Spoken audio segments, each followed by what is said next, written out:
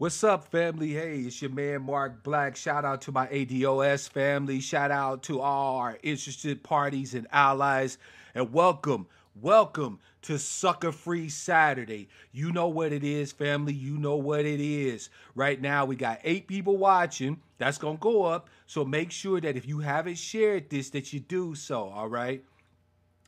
Tavares coming out of the gate with the love. I appreciate it. Thank you, brother. All right. We're going to talk about it today, family. The title of today's broadcast is What You Waiting On. All right. And we're going to keep it simple today, family. This one ain't going to be a long one. This one's going to be, this one's going to be direct and to the point. First of all, before I even get into it, I just want to say that I wanted to personally thank each and every single last one of you. But I want to issue a special thanks to my brother Alan, who just popped into the chat, who was the first one to pick up his cup and join his brother for his morning Joe. Alan, thank you for the support. Those of you who have been asking how you can support your brother, I believe in offering tangibles. We're asking for tangibles, so I believe in offering tangibles. All right? So if you want to support the channel, you want to support your brother, Miss Denny, hit him with the link to the merchandise site. I've got a great cup that I designed where you can represent ADOS. It also has our Angry Black Sheep logo on it. All right, so you can represent the Black Outcast Media Broadcasting. I also have a T-shirt available that highlights the channel. It's got our logo on it with the caption, "Fuck what you heard." All right, don't worry, it's work safe, right? But if you want to support your brother, that's how you could go about doing it, okay? I don't have a Patreon or anything like that. If you believe, that I'm bringing what you're looking for during a broadcast, of course, hit the link and give me a tip. You know what I'm saying? Any amount is definitely appreciated and helpful. So that's how you can go to support your brother's interests here and support your interests on Black Outcast Media, all right? And I thank all of you for the support.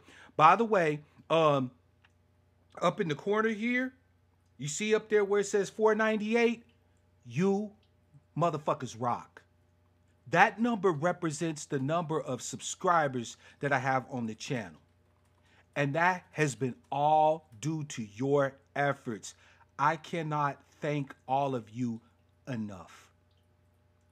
Words fail me when I think about the amount of love, of support, of passion, of fire that this little outcast community of social media pariahs, throwaways, and misfit toys of white supremacy, we coming.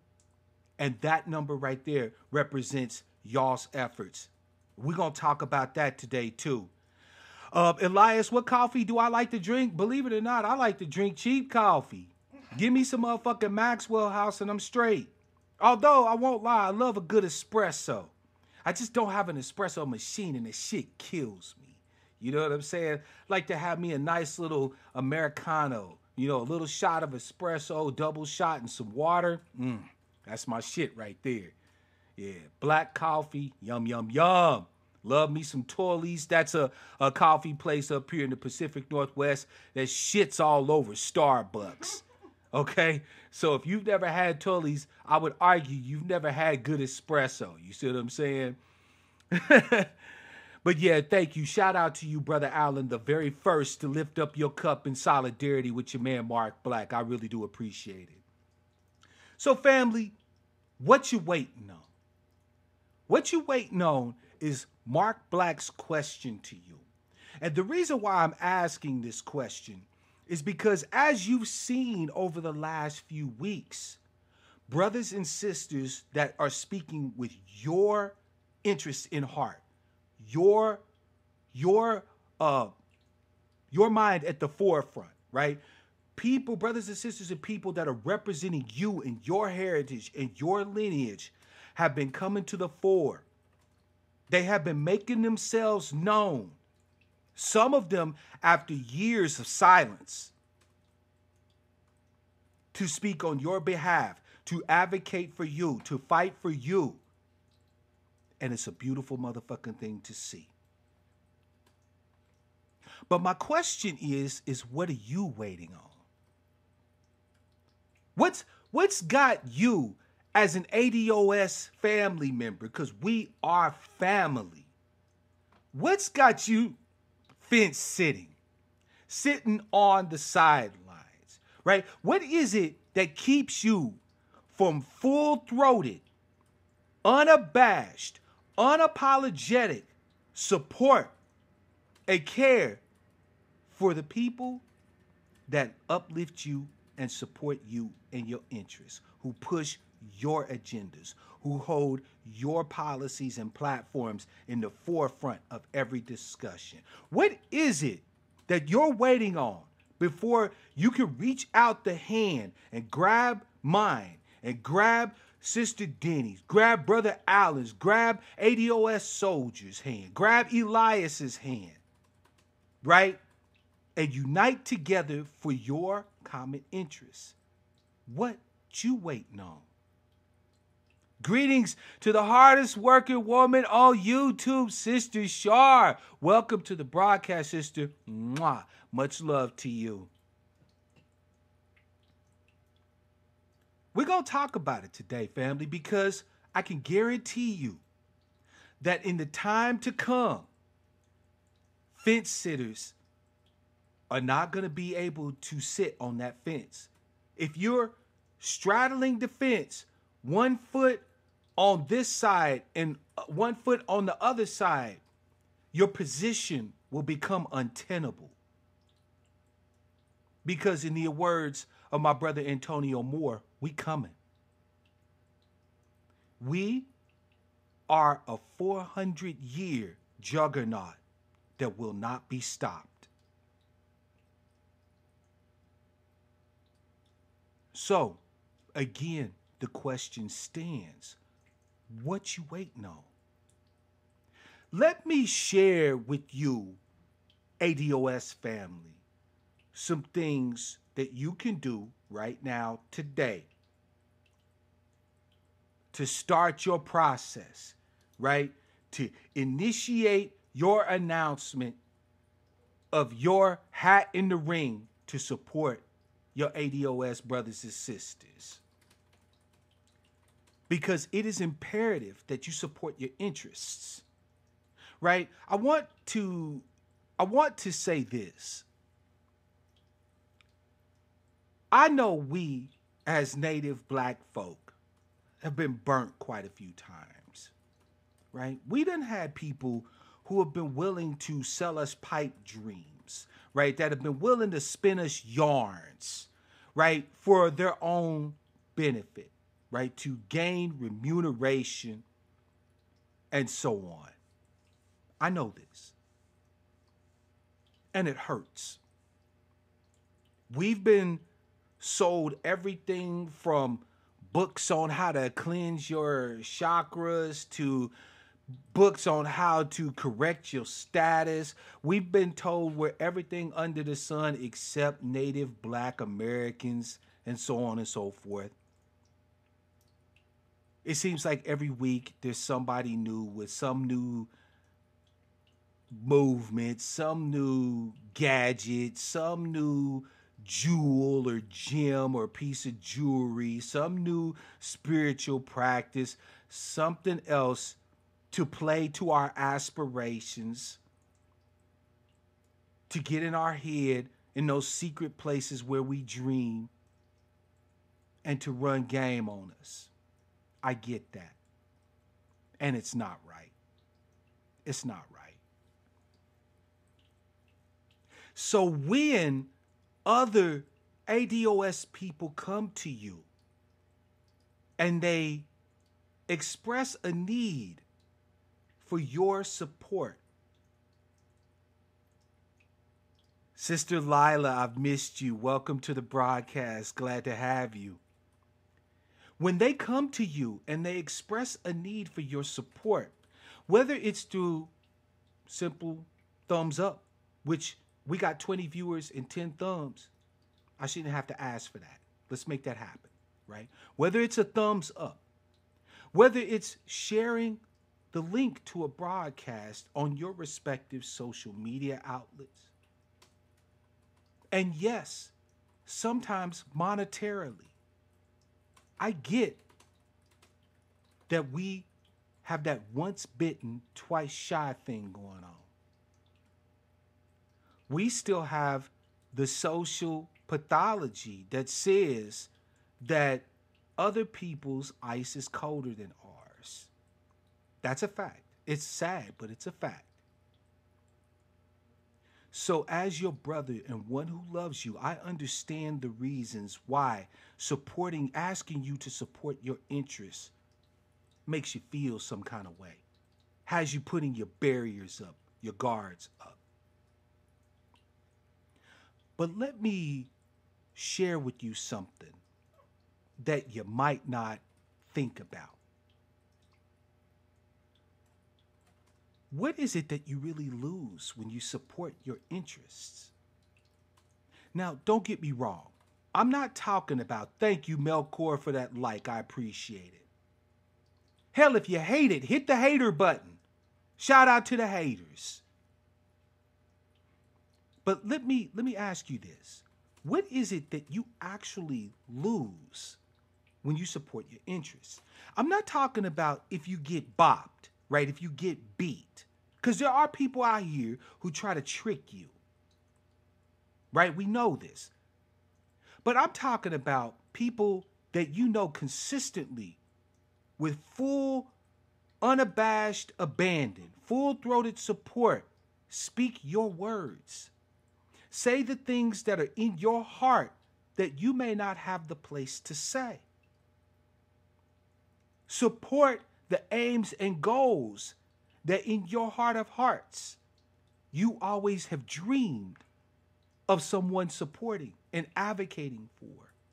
People like me who show their face, who risk it all, whose government name is out there, whose location is out there, who unapologetically, courageously, without fear, fight and advocate for you. What is it that you actually lose by supporting those folk?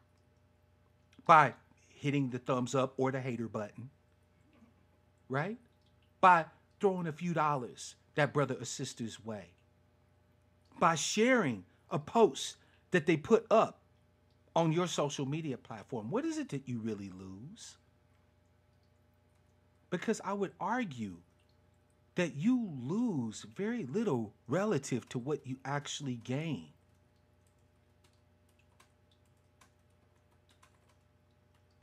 Family, it is a must that moving forward, you learn to overcome your reticence at supporting your interests.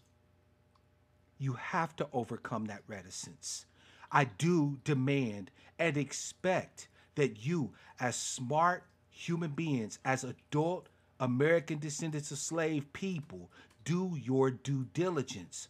One of the first things we've learned is to ask the question, who you? Whenever somebody brings you any information, you have to consider the source. You have to look for hidden agendas. I have not asked you for your support and demanded it of you. I expect that you investigate, that you inquire, that you look into my background, my history. I expect that you ensure that I establish my bona fides. I expect that you question my fidelity to your interests. But once you have done your investigations, once you have exercised your due diligence, for you to continue to sit there and hold back what could be helpful, not just to your brother or sister who's advocating, who's speaking, who's fighting on your behalf, but there's two, right? To continue to hold back on that is a crime, and it's a shame. There is no other group in America that hesitates to support its interest, from the smallest of its interests to the largest ones.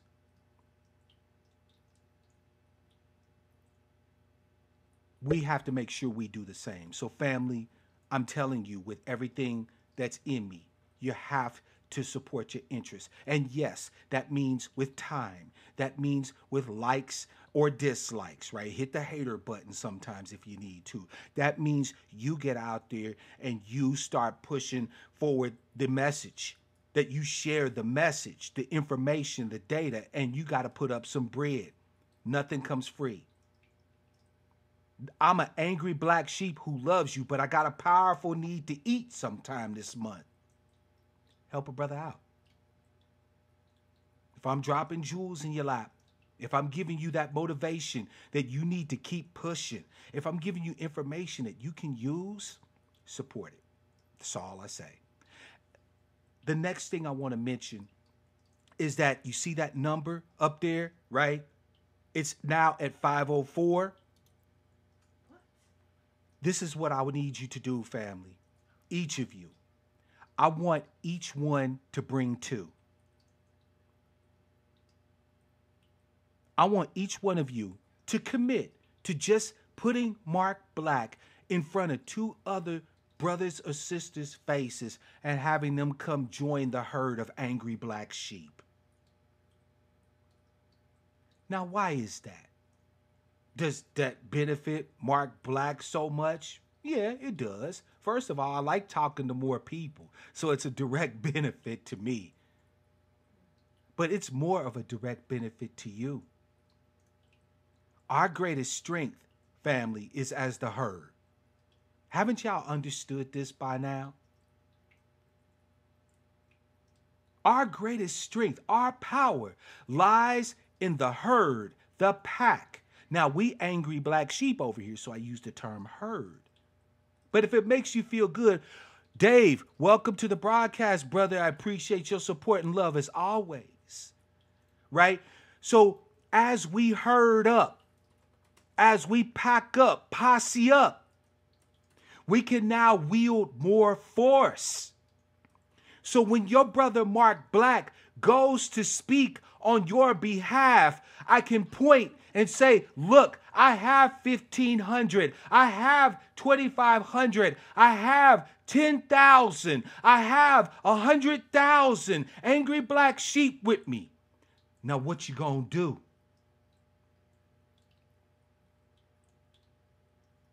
Now what you gonna do? That is why I am asking you today. I am issuing a call to action that each one of that 505 reach out to at least two other ADOS family, white folk, or allies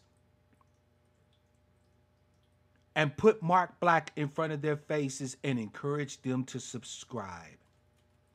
There is so much more that I want to do for you.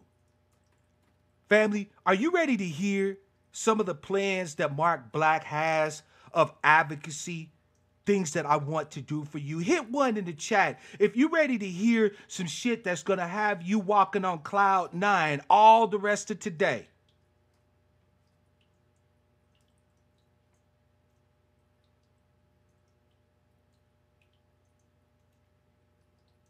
Go ahead, family, let me know.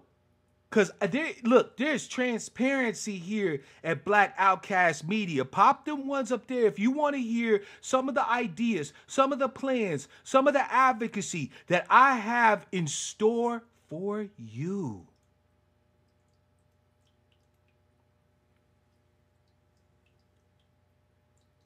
Number one, I actually want to give you tangibles. That's right. When you come to my broadcast, I don't just want you walking away with commentary. I want you to have opportunities to walk away with tangibles in your hand. I'm looking forward to having funds to be able to distribute scholarships to you folk. Yes, I actually would like to have a monthly drawing for a scholarship, $500 to help you offset your scholarship. If you in college, helping you to pay your tuition or your book fees. or get you a bus pass to get you back and forth to school, or to repair the alternator on your car so you can make it to class. I would like to give away merchandise to you so that you can stand and represent. I'd like to gift you all books where we can educate ourselves. Don't worry, we're going to talk about that. That's just one thing that I have planned for you. I also want to get out in front of our allies, enemies, potential allies, and I want to put mic and camera in front of their faces, and I want to get it on the public record, just where they stand, just who they support, and just who they fight for. I want to actually do the journalism a lot of the so-called old black media and some of the weak-willed among us who is the so-called new black media won't do. That's right. I plan to be at the first annual ADOS conference. Picked up my tickets for me and my family the very first day. I want to get interviews with Sister and Dr. Yvette Carnell, with Brother Antonio Moore, with Brother Otis, with Brother Alexander, and others who you've been listening to for years but never got a chance to speak with. I want to go to D.C. and stand in AOC's office and put that bitch on record for asking her how it is that she could support illegal immigration over the needs of Native Black American descendants of slaves. I want to ask the hard questions and put these motherfuckers on the hot seat.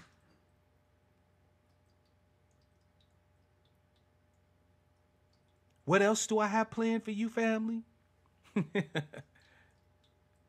I'm actually going to save that for last, because I have something else planned for you that's going to start effective today. And I'm excited as hell about it, but I'm saving that for last. Oh, family, you are in for a motherfucker of a treat. You are in for a motherfucker of a treat.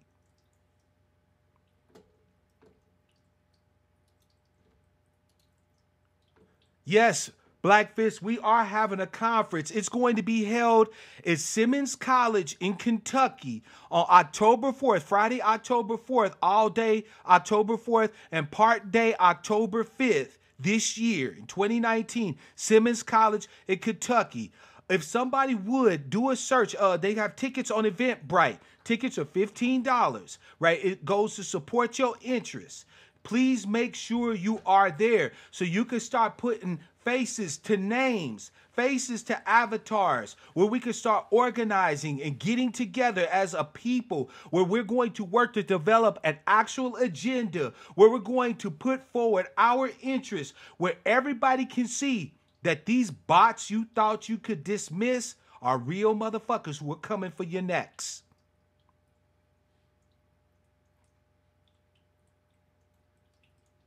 Real bots that are coming for your necks. Family, like I said, I'm not going to make this one long because I only have a few things. The third thing that I would like to talk to you about today is it is time, family, for you to put aside your willful ignorance. I'm not talking about basic ignorance, where you just simply don't know. That can be remediated. That can be fixed. No, I'm talking about you need to set aside your willful ignorance. You need to start getting on board with education. Let me run it down to you, family.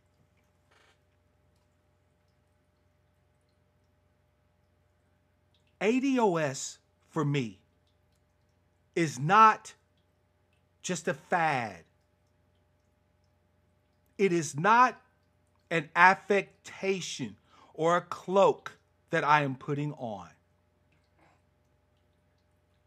ADOS, this evolution of our people, this unification of our people, as important to me as eating food, drinking water, getting sleep, having human contact, skin to skin contact, it's as important as all of that. And I'm going to explain to you why this is. Recent data suggests that with current trends obtaining, by the time we hit the year 2053, the average black family will have zero net worth. Zero. Zero.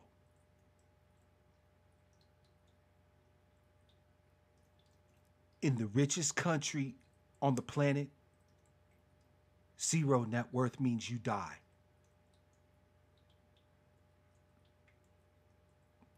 Do you understand the urgency? Have I yet convinced you fence sitters, you naysayers, you aspirational ass niggas, of the need for this push for political and economic advocacy for the American descendants of slaves yet? It doesn't matter how fucking hard you work. It doesn't matter how much hustle mind you got. I don't care how many hours of Uber you drive or Lyft you drive. I don't care how much dope you pushing on the block. Do you understand that by 2053, without a serious sea change in our situation, we are dead? We are dead. In the richest country in the world, zero net worth means you do not exist.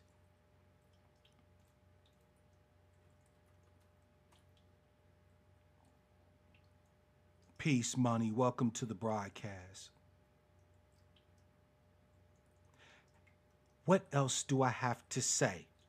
What other datum or data do I have to present to you that explains the need for this evolution, for this sea change amongst our people, other than that?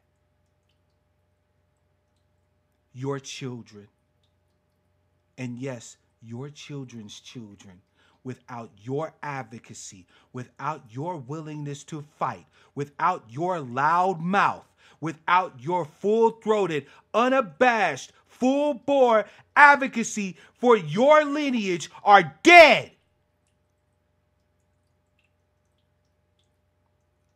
Dead. And all the aspiration in the world, all the respectability politics of pull your pants up, of learn a trade and do for self is not going to change any of the truth of what I just said. You don't know enough to speak.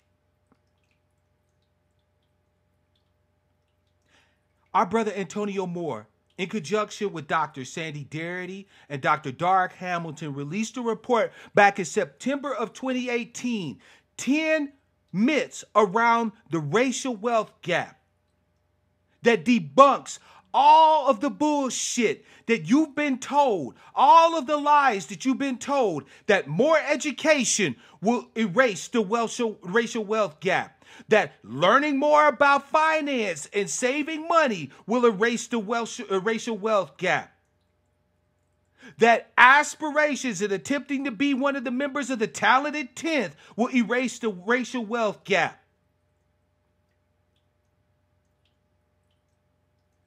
It's a 67-page indictment of all the fucking lies and the bill of goods that we've been sold for decades. It debunks all of those people that throw up that magical $1.3 trillion in spending power that niggas supposedly got, that we keep hearing on platform after platform after platform. Family, my people perish for lack of knowledge. If you only knew the reality of your situation. It is not pretty. It ain't gonna make you feel good. You won't get to walk around screaming, but we was kings and queens and shit. But it will align you with reality, which is what we need more than anything else right now, is a cold, fucking ice cold splash of water to our collective American descendant face. We need a wake-up call. We need a mass nigga wake-up call. Mr. Meach said, then the I'm Doing Me crowd will pretend they never heard this. Fence sitters and get along gangers are operating from cowardice and laziness. You know, here's the thing, Meechy. I get it.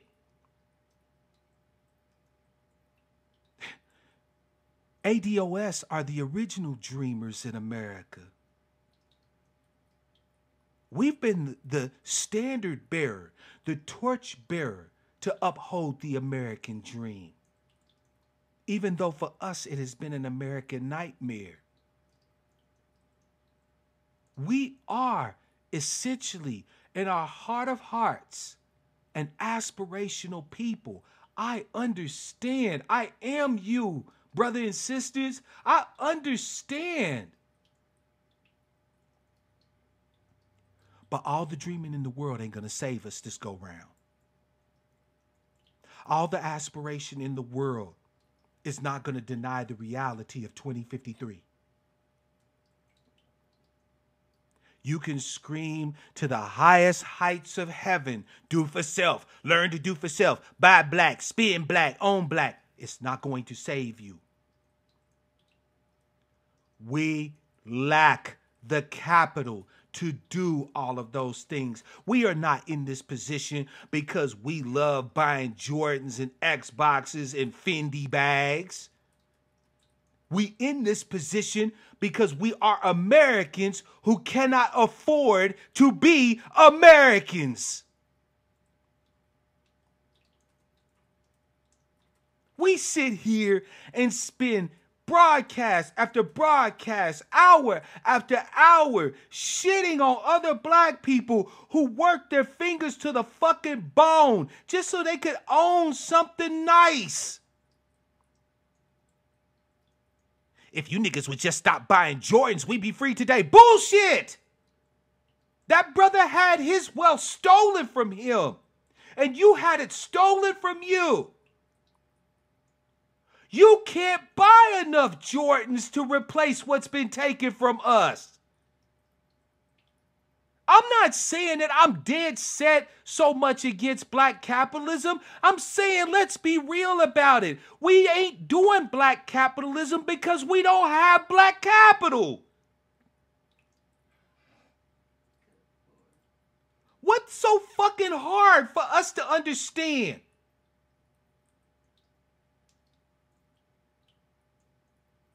Peace, Leo. Welcome to the broadcast. Glad to have you. 24 people watching, 31 likes. Now that's what the hell I'm talking about.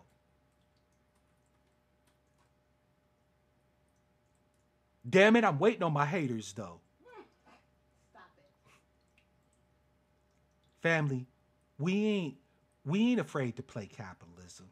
You already know, as the descendants of the children of the impossible, the ones who have gone through the crucible, we ain't afraid of shit. We are not cowards. What we are is lacking. Oh, we are lacking some serious capital. But as ADOS, we will change all of that. And we will change that with the imprimatur of the same government that took it from us in the first place. Yeah, I said it. All you punk ass naysayers out there who keep trying to tell everybody, oh, you think these motherfucking white folks is gonna give you something? I sure in the fuck do.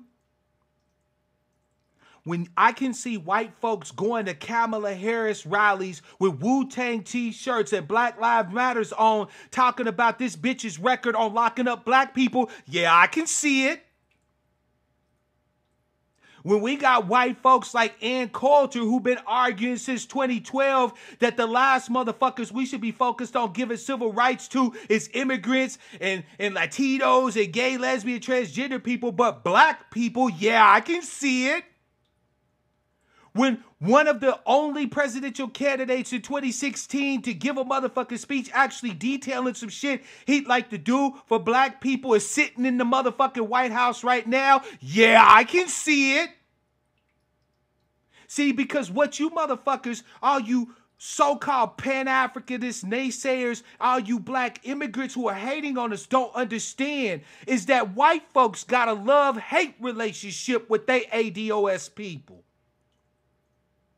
It's sort of like we've been in an abusive relationship for 400 years with these motherfuckers.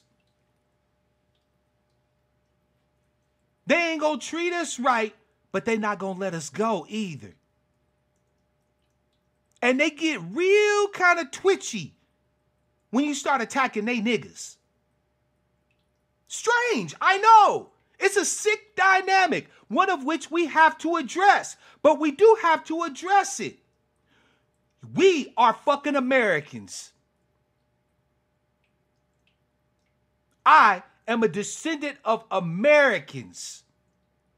Let me run some numbers down to you real quick, family. This is a way for you to address these motherfuckers who talk about that we have more of a connection to Africa than we do to America. Between 1619 and the mid to late 1700s, approximately 400,000 or so Africans were transported here to the United States, primarily from Senegambia, right? So Mende-speaking peoples. Okay? That's facts. We have documentation to support that. And yes, our immigrant brothers and sisters is right that some of them were transported to countries that we now know of as Jamaica, DR, Cuba, Haiti, and so on and so forth, were seasoned up there and then transported here to the United States. That's facts. About 400,000 or so. Okay. But as countries like Great Britain, Holland, and other countries started to push to ban the importation of Africans from Africa, including the United States, who got on that train, in like 1806, I believe. Great Britain banned the importation of Africans in 1803, but had already been working to to tighten the net on the actual importation of African slaves from Africa. By 1865, when our people finally were freed from chattel slavery, there was over 4.5 million freed slaves. Now, what does this mean? Well, this means simply this. This means that 90% of the black folk that you see in the United States have never had a tie with Africa, while we telling the goddamn truth. Tell the truth and shame the motherfucking devils. There was about 400,000 of us, or of Africans, that were imported here from the Senegambian region. And shout out to them. They are our beloved. We honor their memory as well. But 90% of the people freed in 1865 were bred on this soil. They never had a single tie, a single connection to Africa, except via genetics. That's why ADOS is so important. That is why aligning with your lineage is so important. Even as pan-Africanists, we've been sold a bill of goods, essentially. We've jumped on board of that train because we're their skin folk. Let's keep it real. Like, I'm tired of all the bullshit and the fuckery. Let's talk about it. We've bought into pan-Africanism because they look like us. And we know historically that people that look like us primarily hail from the continent. Right? So, pan-Africanism, because again, pan-Africanism is another aspirational ideology because in reality, it doesn't fucking exist. It's an ideology that has a place among the American descendants of slaves. We've been the most aspirational people of anybody in the diaspora. Why? Because we ain't never had shit. If you Jamaican, you got a homeland, you got a country. If you Barbadian, you got a country. If you Antiguan, you got a country. American descendants of slaves have only had their dreams. We ain't had shit. So we were ripe for pan-Africanism.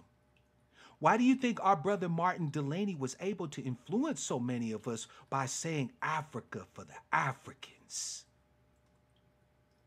Why do you think that our initial organizations all had the title African in it? We never forgot that to a certain degree, our interests were tied up with the fact that we all descended as children from Africa. But I'm going to tell you continental Africans and diasporans a truth. And it's a truth that seems hurtful on its face, but the quicker you embrace it and the quicker we embrace it, the easier this whole thing will be. The fact of the matter is that the American descendants of slaves don't owe you shit. We don't owe you anything. We were bred here. There were entire breeding plantations where they grew us, they bred us like animals. Remember, chattel slavery meant that we weren't humans.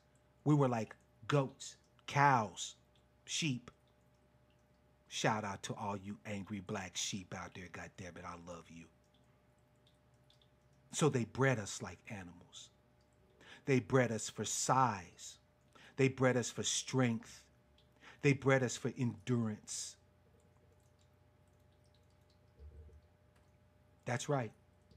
Jimmy the Greek wasn't wrong when he said on CBS that our best athletes represent 200-300 years of breeding. That was facts. We don't owe you Africans a goddamn thing. We have aligned with you because we see that you look like us and we recognize our essential ties with the continent. But what the fuck do we owe you? We were being bred here in the millions without a black boat on the horizon to come and save us. He did get fired for that, David, because everybody gets fucked over when they tell the truth. I had no problem with Jimmy the Greek telling the truth about that shit. That was facts.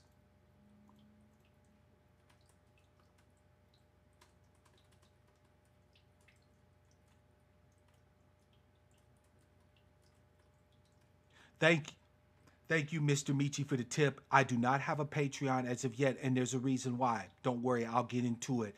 If you do want to support the channel, again, I do have merchandise available for you. Lift up your ADOS cup and represent with us. All right? Order one using my merch link there. I also have a Black Outcast Media t-shirt with Fuck What You Heard, right?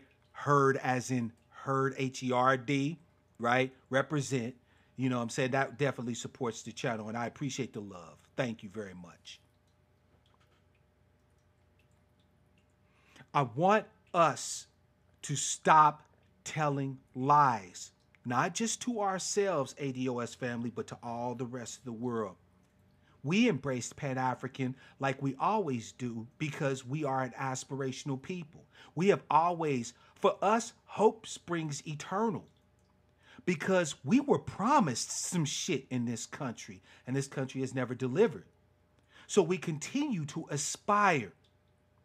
This is why respectability politics is still a thing amongst the American descendants of slaves. This is why you could point the finger at one of us and say, if you just pull your pants up and you cut your hair and you speak the Queen's English, that you could be something and be somebody. That's why that shit still has attraction, a foothold in our community, because we have always been aspirational. You motherfuckers come over here from other countries and tell us that we lazy and we just don't work hard enough. How the fuck you get to tell us that?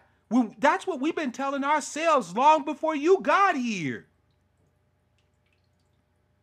I can't tell you, I lost count of how many pictures I saw of my brothers and sisters being lynched in suits and fedoras and dress shoes. Women being lynched with the babies cut out of their stomach in dresses. We've dressed nice. We've spoken well as best we know how. We've done everything that we thought we could do under aspiration to try to get our piece of our American citizenship. You don't get to come over here and tell us shit about how we've been doing the damn thing.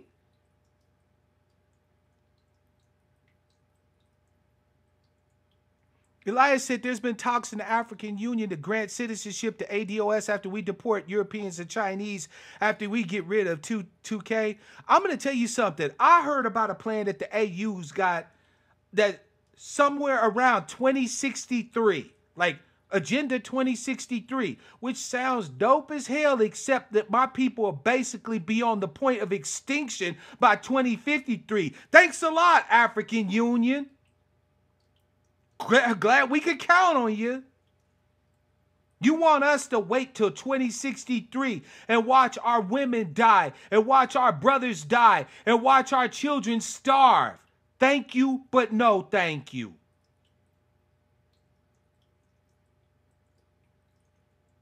We, as the American descendants of slaves, don't owe any other black group anywhere shit. To the extent that we have reached out the hand of fellowship, the hand of love, the hand of empathy and consideration to you has been because of our grace. Do I need to repeat that for you motherfuckers, or did you catch it the first time? What we have done to reach out to you as pan-Africanists, as that's my Jamaican brother and sister, that's my Haitian brother and sister, that's my brother and sister from the DR, that's my brother and sister from Nigeria. The fact that we have reached out to you has not been because we owe you a goddamn thing. It has been because we are a graceful people.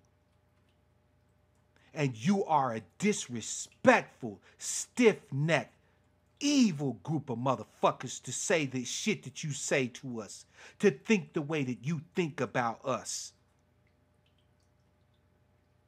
But guess what? Y'all are told on yourselves.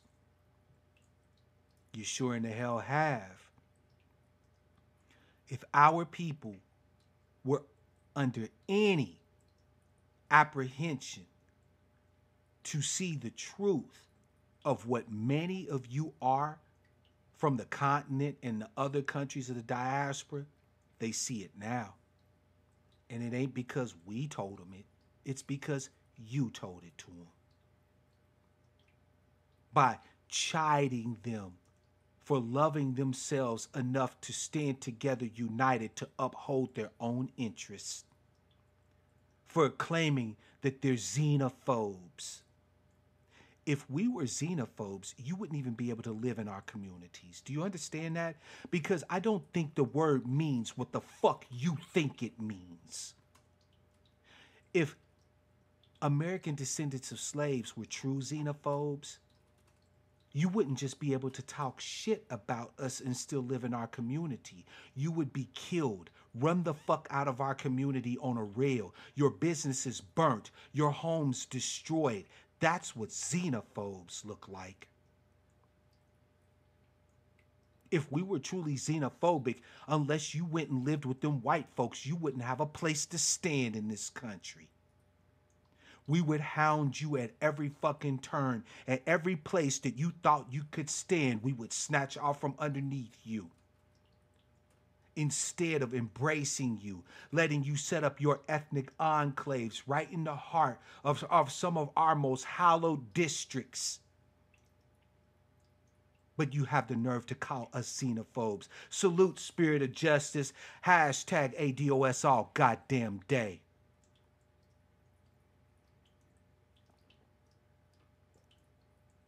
I know it, Barakas.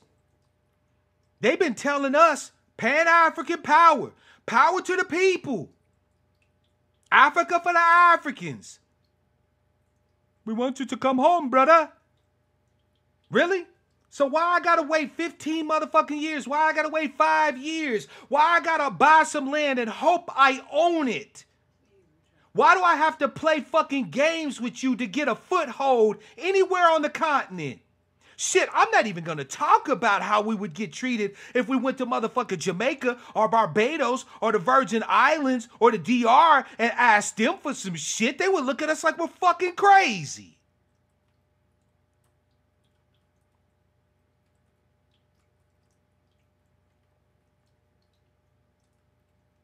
We have been the bottom bitch for every black person on the planet Earth for decades. The only reason why black immigrants even have a presence in the United States was thanks to brothers like W.E.B. Du Bois, thanks to people like Booker T. Washington, who advocated in Washington to allow the United States government to let in black immigrants. You do understand that, right? It was us who made your way even possible. Because they was opening it up to the Irish, you know, the niggas of Europe. They was opening it up to the Poles, to the Germans, to poor ass motherfuckers from the UK.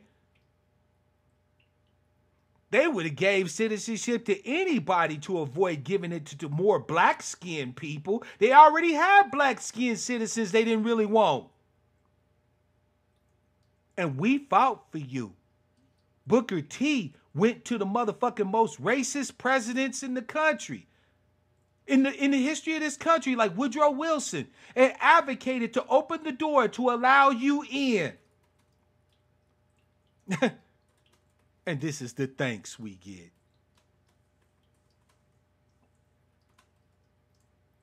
This is the thanks we get. But you know what? Even in spite of the fact that you have shit on us, even in spite of the fact that you have swollen fat like ticks off of our hard-fought, hard-earned gains, to show you how much love American descendants of slaves have for you motherfuckers, that a lot of us have been spending time trying to placate your feelings by saying that once we get ours, we're going to make it easy for you to get yours. Even now that we know in your internal councils what you really think about us, that we know that you come over here and use us to get the bag to either leave and go back to your home countries to live as elites, or to use us while you're here, even though we've known all of that.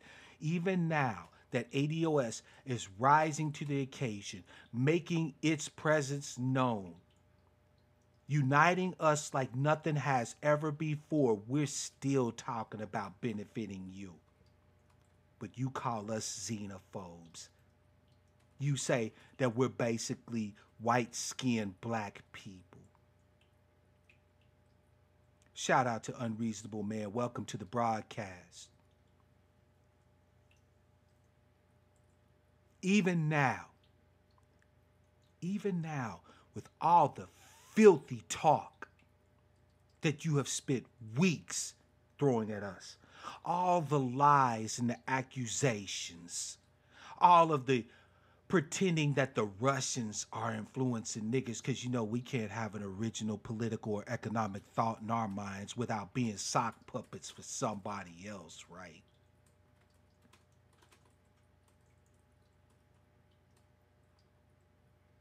With all the ill talk, all the slander, all the defamation, all the degradation you've attempted to lay on us,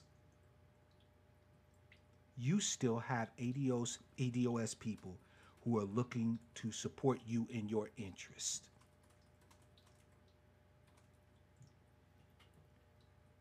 Again, grace. Grace. You, my American descendants of slaves family, are a graceful people. Sometimes I think we're much too graceful.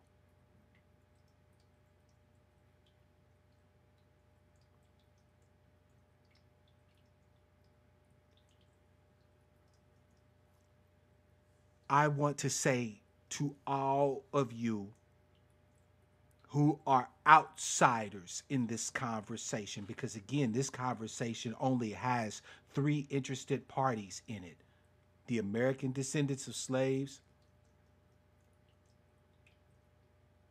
Thank you for the tip, Hot Mess. I appreciate you breaking bread with me.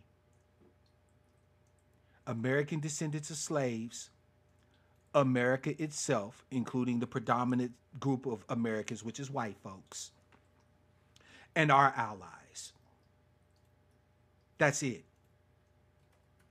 That's it. Those are the only 3 interested parties, really, in this matter. Like, we've been real nice trying to explain this to you motherfuckers, but I'm over it at this particular point. I'm over trying to talk with you, to debate with you, to educate you, to have discussion, reasonable, measured discussion with you.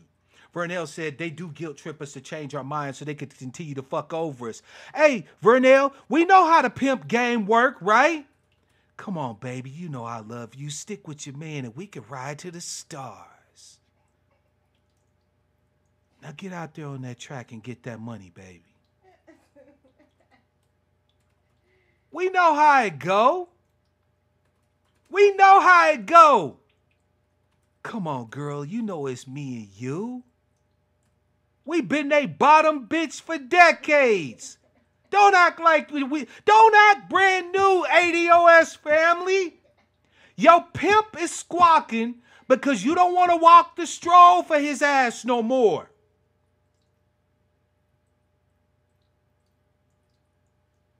Your pimp is mad at you. He's feeling some kind of way because you're developing a sense of self-worth that you're done being his hoe.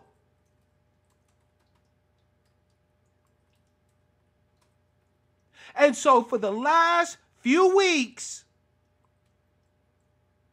your pimp been trying to get you back in line. Pan-Africanism, we all one color, we all black, brother. Come on, girl, you know I love you.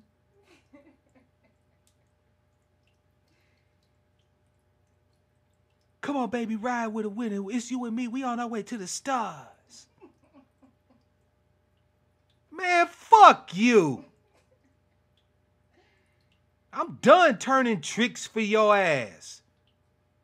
I'm done watching what's happening over in Somalia with my heart bleeding like it's been stabbed 1,000 fucking times, wishing I could get up and go over there and fight for you, only for you to come over here, create your ethnic enclaves and act like you don't fucking know who we are.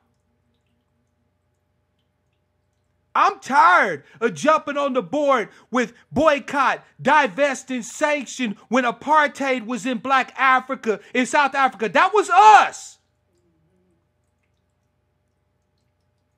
Only for them to act like they don't know who the fuck we are. I'm tired of advocacy when Nigeria gets bumped in the booty hole again by Boko Haram, and we all screaming, bring back our girls. When we got black ADOS women who disappear on the daily, we can't even get no motherfucking publicity for them. We got brothers that we find their bodies in the Death Valley desert with their organs cut out and ain't nobody saying shit. We been the hoes. We have been the hoes for the continent and the diaspora. And now our pimp mad because his bottom bitch finally got some self-respect. That's really, truly what the fuck it is. Because if it was really about pan-Africanism, thank you, Unreasonable, for the tip, brother. I appreciate the love. Because if it was really about pan-Africanism, what we could expect to hear from these motherfuckers is one simple thing. Go, my niggas, go. Because when I heard that the EFF is pushing for land expropriation in South Africa to finally give back the Xhosa people and the peoples who are the tribal peoples in South Africa their land back, that's exactly what I said. Go, my niggas, go. Shout out to the Commander-in-Chief, Julius Malema.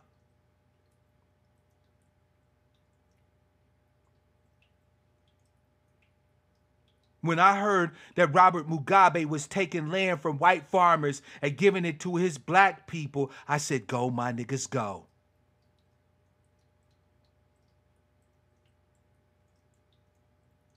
When the Hutu and the Tutsi were finally able to seal the breach and end their civil war, no one was happier for them than I was. Go, my niggas, go. But now we here, standing up for the fullest expression of our citizenship that we have earned. And what do we hear from these bitches? Y'all being divisive. We all black. They treat us all the same. When they pull us over, they don't ask if they're American descendants of slaves or if they immigrants. So you niggas think that since a few of y'all got killed by police, that y'all now entitled to the same justice that we are. Y'all think because now y'all have to face getting, missed by an Uber or whatever the case may be, that you now share the same fucking heritage and lineage as us. Yeah, I don't think so. You think because they follow you around in a store, wondering if you're going to steal something, that makes you just the same as us. No, it don't. Bring your families over here and let the country mass rape you and breed you like fucking cattle for 200 years. Let them then free you with promises of making you whole, only to snatch the rug off from you, under you, and keep you under black codes and Jim Crow laws and debt peonage and sharecropping and redlining and mass lynchings and mass incarceration and drugs, the crack epidemic. You go through all of that, then you can consider yourself right alongside with the rest of us. If your family has to face any of that, then I don't give a fuck what you talking about. I don't give a fuck what you talking about. ADOS said because kids called them African booty scratchers. You sensitive motherfuckers. I'm black. I'm a descendant of American slaves and I was called an African booty scratcher. You know why? Because throwing shade, roasting, playing the dozens is a long, hallowed black American tradition. It means acceptance, you sensitive bitches. If you really thought we hated you because we called you names, y'all some... Yeah, I fucking can't. Y'all some pussies, man. But we should have knew y'all was bitch made from the beginning, because where you come from, you have potential political representation. You got freedom in hand and a land base, and you couldn't even do nothing with that. So we should have known that when you came over here from jump that you was bitch made. Tell the truth and shame the motherfucking devils. Y'all some softies. Shit, I was called 4 dumb niggas a day before 9 o'clock. That was just to say hello. Shit, that's why black comedians are so motherfucking funny. Nobody how throws shade like we do. Shit. Shit. Miss us with the bullshit, man.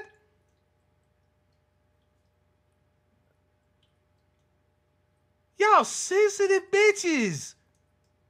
We've called each other African booty scratches. Why? Because it might get under somebody's skin.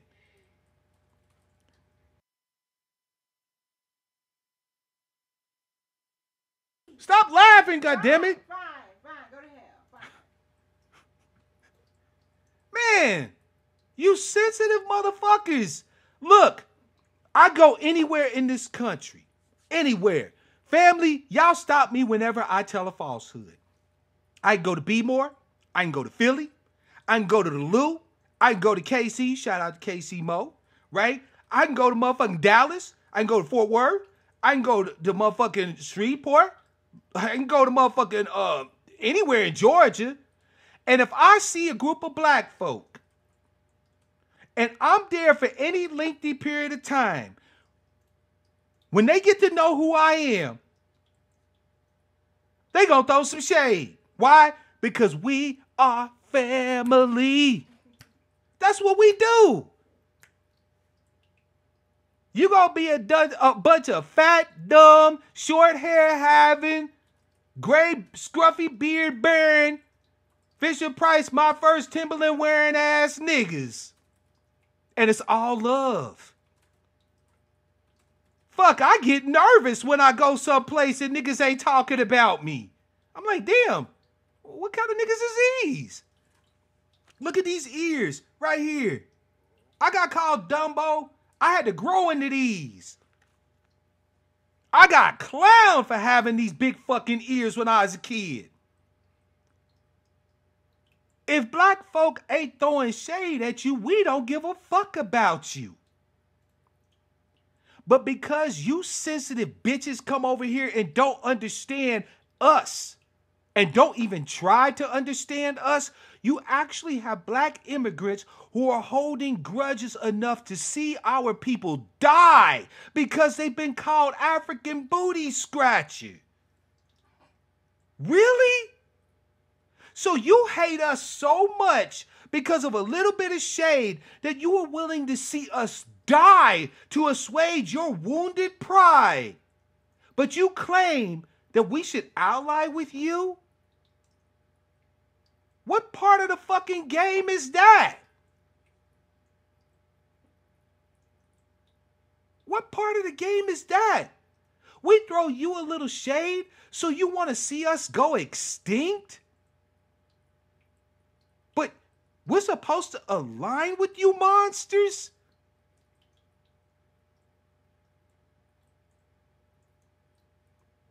Tell me how that's supposed to work. We call you a few names to give you a little bit of shade because we reaching out to you as our brothers, embracing you.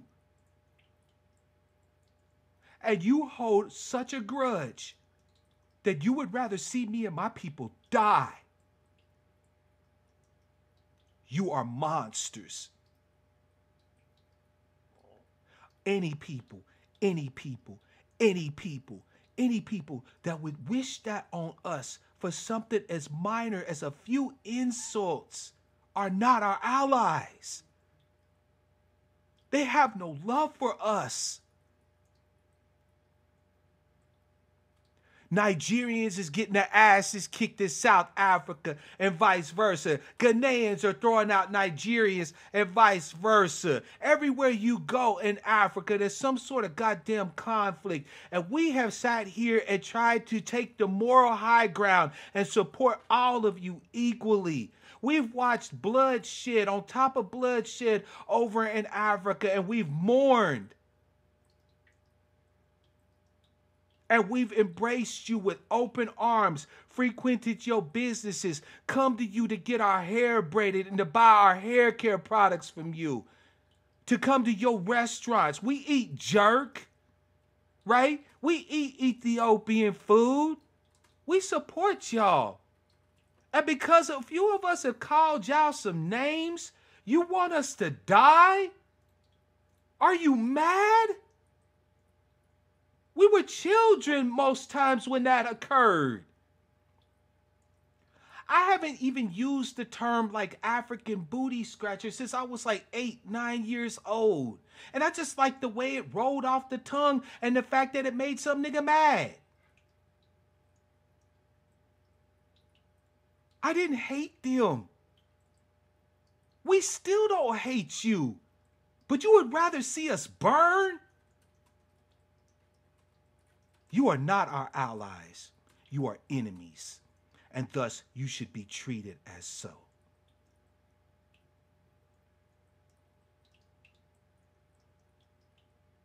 I'm just telling the truth. You come here and you get a leg up. You don't hire us. You don't put us up for promotion. You get ensconced in your sinecures in academia, in business, in the legal system. You go harder on us than anybody while putting your own ahead, your tribal affiliations. But now that we're tribing up, you got a problem with it. You are not our allies.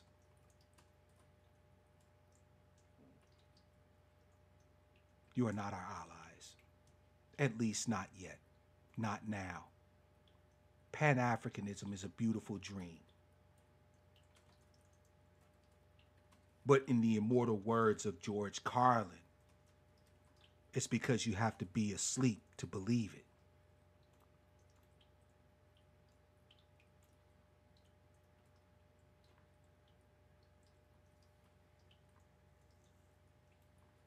It's because ADOS people have to be asleep to believe in the dream of Pan-Africanism in its current form, in its current iteration. When I see the continent gathering together to harness resources to come over here and provide aid for my people, we can have some Pan-Africanism. When I see my Jamaican brothers and sisters racing to give the little black boys and little black girls in their neighborhoods in which they've ensconced themselves jobs, to hip them on how to do business, to hook them up with the same connections that they got, then I'm on board with Pan-Africanism. Until the end, I'm fighting for me and mine. And you can either ride with us as an ally or get the fuck out of the way.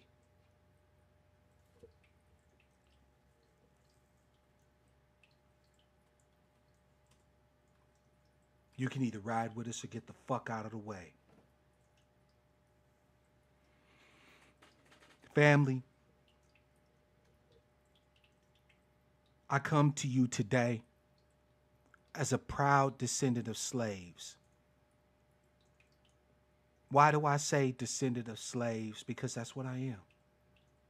There is no shame in my people having been slaves. There are brothers and sisters who share our lineage who get hung up on the fact that we say descendant of slaves. I use that title and I wear it with honor to pay homage to my ancestors. I sing their songs. Their blood flows through my veins. Their thoughts reach through time to lodge themselves into my brain computer. And in a sense, they are never gone. They are never dead. I tell their stories. They lived so that I might live. I am a proud American descendant of slaves. Don't let anybody tell you that you should be ashamed, that you're operating from a position of weakness when you acknowledge your own lineage. My family was born and bred here. Yes, we came from the seed stock of Africa. Thank you, Africa, for that. But many of my ancestors never knew a damn thing about Africa. But they've always known America.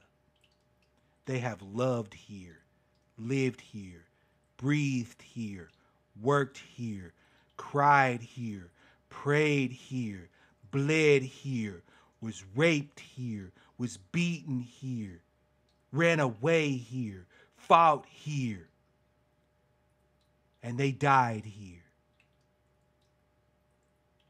I have no other homeland but this one. And for all the stains of blood that is on the old red, white, and blue, that's the only motherfucking flag I got.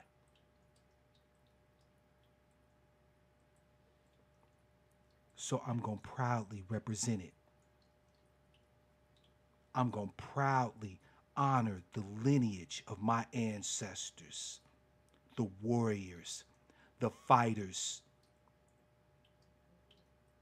Over 250 documented slave uprisings, insurrections, and revolts. Shout out to Martin Delaney. Shout out to Denmark Vesey. Shout out to Nat Turner. Shout out to Harriet Tubman. Shout out to Ida B. Wells Barnett. Shout out to the Deacons of Defense, the Harlem Hellfighters. Shout out to the Tuskegee Airmen. Shout out to the Black Panther Party for self-defense. Shout out to the Black Guerrilla family fighting and holding it down and protecting our brothers in the joint. Shout out to the Crips and Bloods, our street soldiers who maybe didn't have any other way but to try to defend the only place they knew, the only turf they could keep in hold of.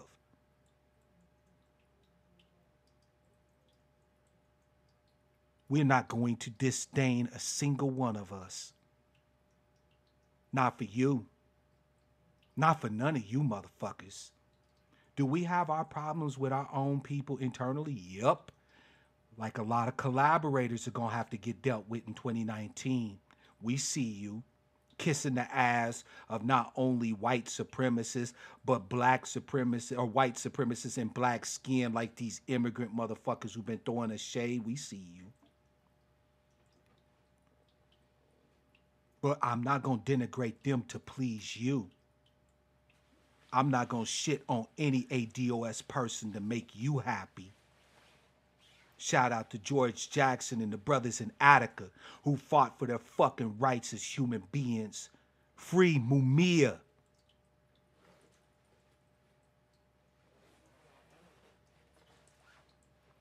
Shout out to our sister Asada Shakur.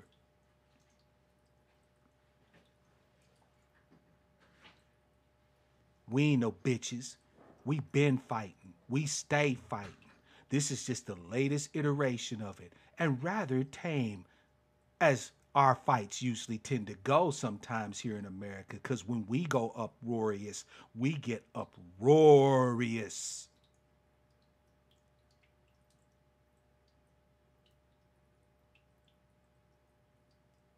Our white folks here seeing us move like we moving, and they're like, damn, they're rather quiet and measured and bringing data. We might be able to talk to these niggas. But if we listen to you bitches, we'll sit here and alienate our own countrymen to please you who do nothing for us. Like I said, where's the flotilla of ships from the AU with passports in hand, with land grants and deeds? You know, the same fucking tangibles we're demanding from our own fucking government? Oh shit, did I spill the tea? Until I see that, miss me with your Pan-African bullshit.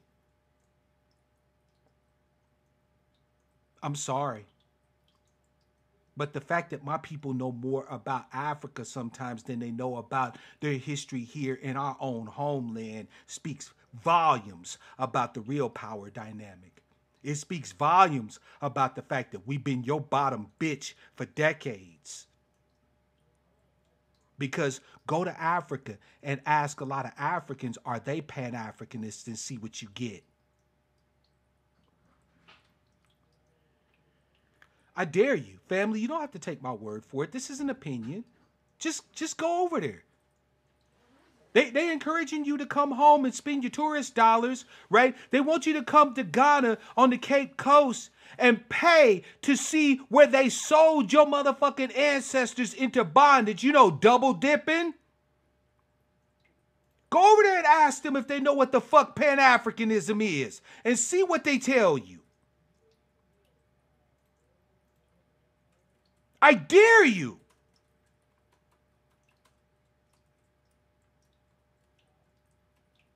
Ask him.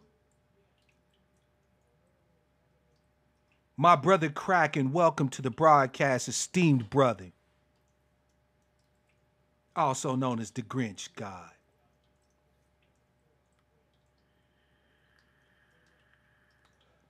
Facts, facts, facts. ADOS Soldier, Baracus, and Dave, facts. Most of them don't even know what the fuck you talking about when you say Pan-Africanism.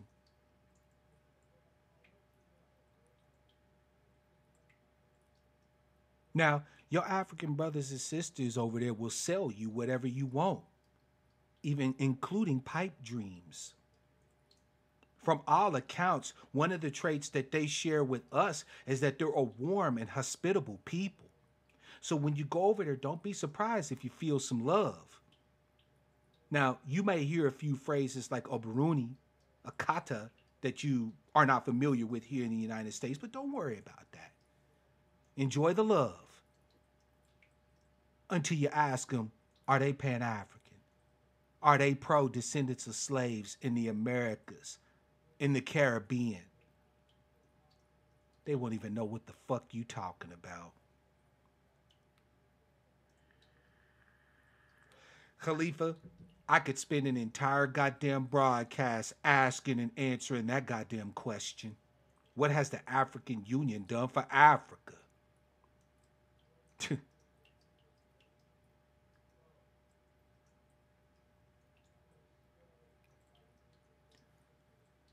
To my continental brothers and sisters, to my Caribbean brothers and sisters, to the Afro-Latinos, Afro-Brazilians, and other peoples in the Americas, I posit to you this.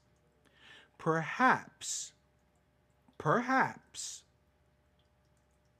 that instead of us reaching out these hands to try to link up across the diaspora and the continent for now, how about my Afro-Brazilian brothers and sisters fight to improve the conditions in the favelas and to go against your corrupt government who owes you more than you will ever know?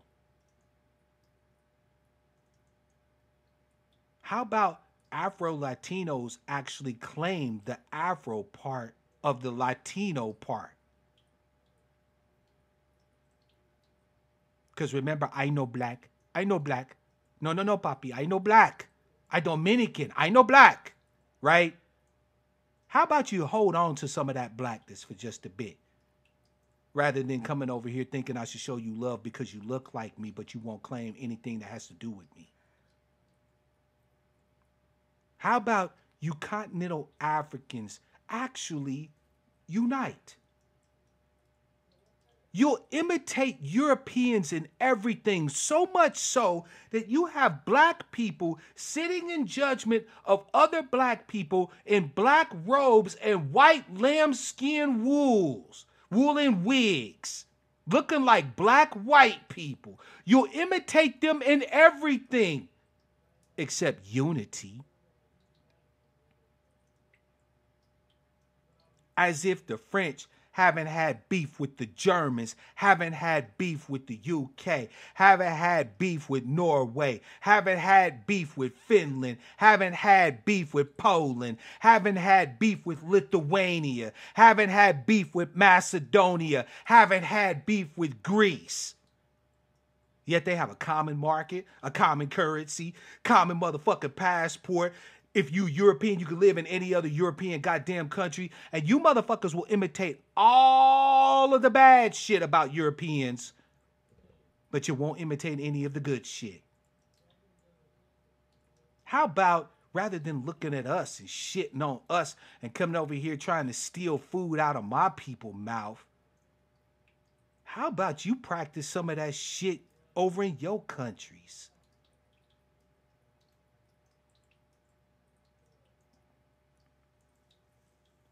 Elias, the African Union is good. So far as I can tell, the African Union is good at one thing: talking. They so good at talking, as a matter of fact, that they let the Chinese build the African Union headquarters, only to find out that their internal councils and all of their information as a union was piped directly to Beijing. So they real good at talking. But I'm from Missouri. Show me. Before you get to come over here and preach to me about unity with you, how about you show us some of that motherfucking unity over there? 54 goddamn different nations on one of the richest continents on the goddamn planet, and you motherfuckers can't even get along long enough to have 2 countries or 3 countries or 5 countries or 10 countries come together and get a goddamn passport system in play? You still using the franc as currency? Hell, the French don't even use the franc as currency anymore. They use the euro. You backward ass. Yeah, they had they shit bugged. For 5 years, all of their internal documentation, all of their goddamn internal councils, all of the strategy sessions and the planning that would have gone to benefit the African Union was piped directly to Xi Jinping in fucking Beijing.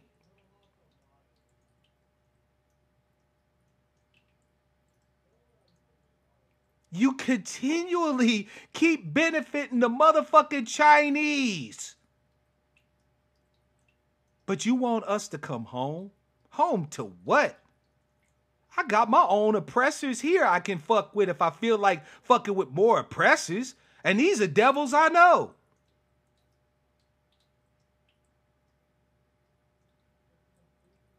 I'd rather fuck with John Smith than One Hung Lo.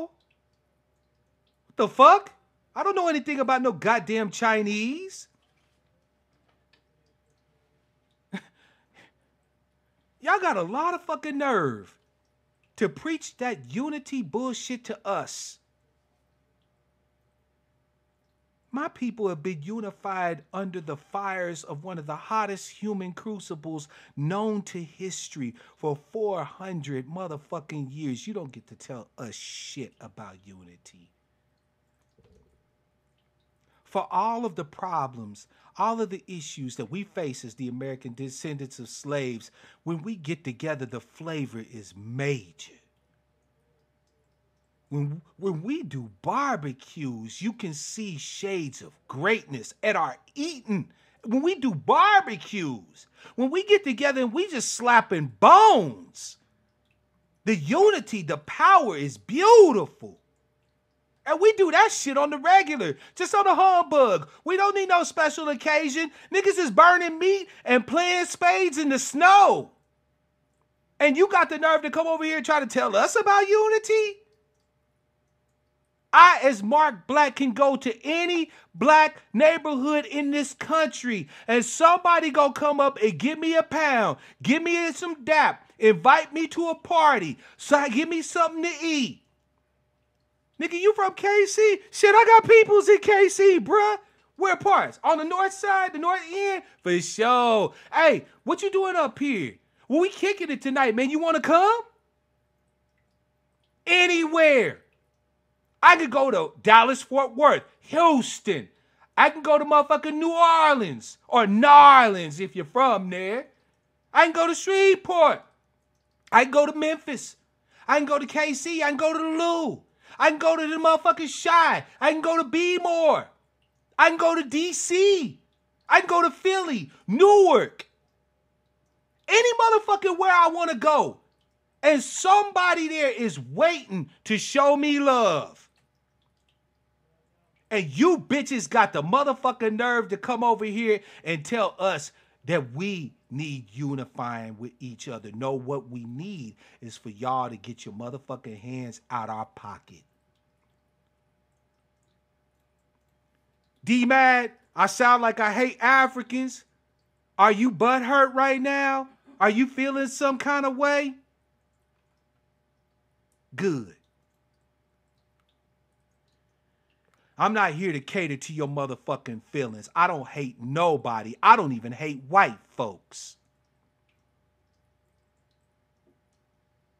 And you heard it right here from the horse's mouth. So you can still be in your feelings and act like the little butthurt ass bitch. Or you can stay a while, have some fun, maybe align and learn something. Shout out to the Bronx. You see what I'm saying? Shout out to Jersey, period, Newark. You know what I'm saying? The bricks.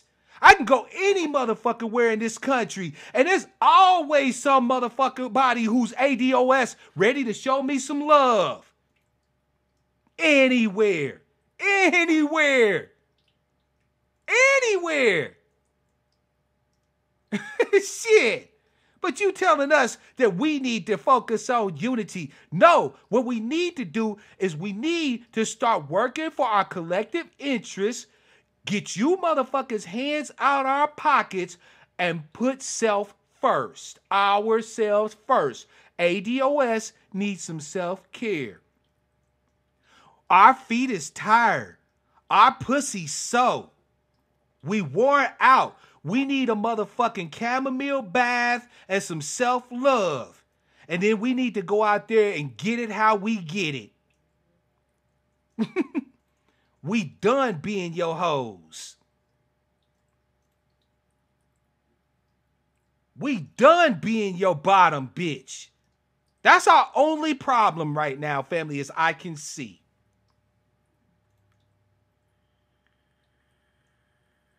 Our only problem.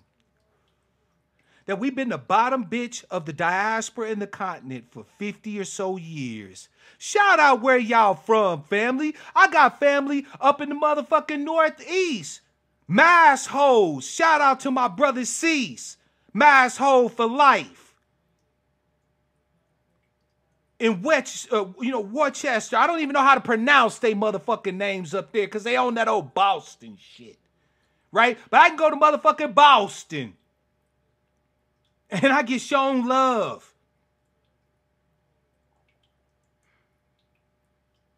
I can go to the ATL. I can go to Augusta and get shown love. I know because I've been there. To my niggas in Denver, Colorado, I get shown love there. Brothers and sisters waiting to feed me. Waiting to give me a place to live. Shout out to Crooklyn. Shout out to Queensbridge. Shout out to Columbus. They in this motherfucker. I can go to Columbus. I can go to Youngstown. Instant love. Shout out to both North and South Cali. Shout out to Sacktown. Shout out to Inglewood. Shout out to LA. I love you motherfuckers. Shout out to Detroit. Shout out to Flint. Shout out to motherfucking the Twin Cities. Y'all niggas is freezing y'all ass off up there, but I love you motherfuckers. I could go anywhere in this goddamn country and see a face that looked like mine, and it's instant love. Instant care and concern. Instant feed. Instant warmth. Instant shelter. I can go there broke and in 2 weeks be sitting in my own motherfucking place with a car and a job. But you motherfuckers got the nerve to tell us that we splintered, that we broken. Nah, the only thing broken is our busted ass, dysfunctional ass relationship with you. ADOS, shout it out. Give your people love. Shout out to the Lou. Even though Kansas City niggas and the niggas in the Lou be beefing, we still love you. We still see you.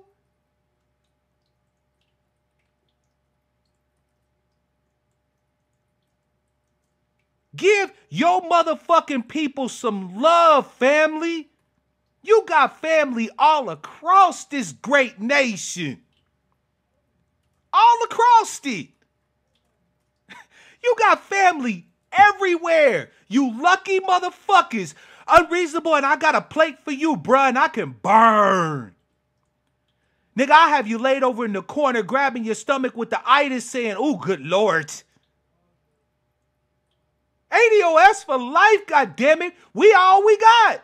And we been knowing it. That's why we can go anywhere and get instant love.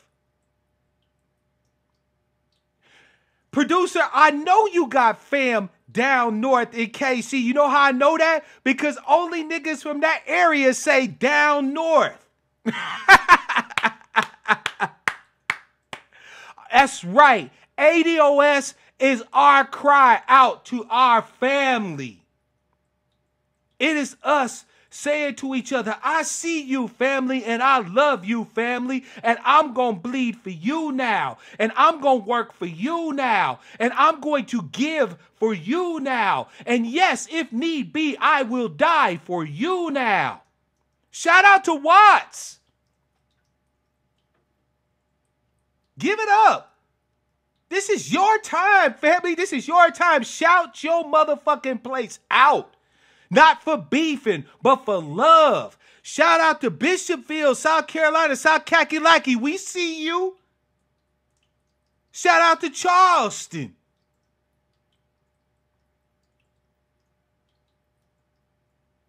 This is us right here. And it's got them shook. It's got them shook. We used to represent each of our places and have beef and throw shade at each other. Now we representing and reaching out the hand, offering a plate, offering resources. I'd rather live for you, Khalifa, but if need be, I'll die for you, brother. And it's got them shook. And believe it or not, family, believe it or not, these white folks had just been waiting for it. They've been knowing it's coming. See, their biggest fear has been our unity.